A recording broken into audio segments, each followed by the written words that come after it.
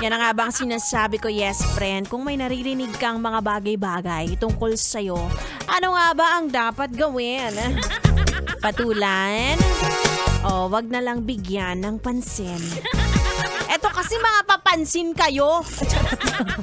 Mga yes friend na yung bagets me, Ganda Wanda. Kasama niyo pa rin dito sa 101.1 Yes FM. Ang hirap nga namang ipagsawalang bahala or hindi magpa-apekto. Lalong-lalo na kapag ikaw ang pinag-uusapan. Diba? Naranasan mo na ba maging topic sa chismis? At malalaman mong hindi naman pala totoo yung kumakalat na balita. Alam mo yun, parang nakakagigil, no? Parang gusto mong bigyan ng depensa ang sarili mo. Diba kapag narinig mong kabit ka, pero hindi naman, syempre kailangan mo ipagtanggol ang sarili mo. Diba? Reputasyon mo ang nakasalalay doon, hindi ka kabit. Inabangan mo lang. Magkaibang bagay yon, ha? Diba, may mga dagdag bawas kasi dyan eh. Tapos minsan, hindi naman sila yung mismo nakarinig ng chismis. Tapos sila pa yung mas malupit magkalat. May mga ganon. Kung hindi naman maling chismis ang kumakalat, baka naririnig mong ang daming nagdududa sa kakayahan mong magsalita. Sa kakayahan mo, ganon. Di ba yung maririnig mong sasabihin sa'yo na, ewan ko ba kung bakit na-hire yan? Wala namang ka-skills.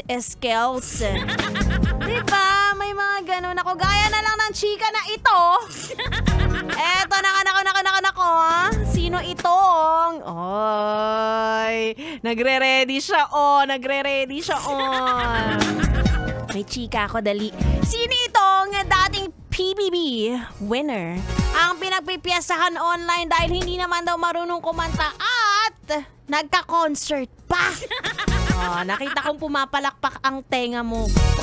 Ako, yes, friend, yan ang chika natin sa aking pagbabalik para sa chika ni Wanda. Sumama ka na dahil tandaan kapag hindi ka kasama sa chikahan, ikaw ang pinag-uusapan. Ay, sa aking pagbabalik, syempre, mas solid ang usapan kapag may kasama, di ba? Mas masarap yon. Kaya naman, sasamahan ako ng bibi nyo, bibi ko, bibi ng lahat ng tao. B-boy, Bibo, tuloy-tuloy ang ating dugtugan. Yes, friend, dito lang sa 101.1 Yes FM Solid. It doesn't matter if you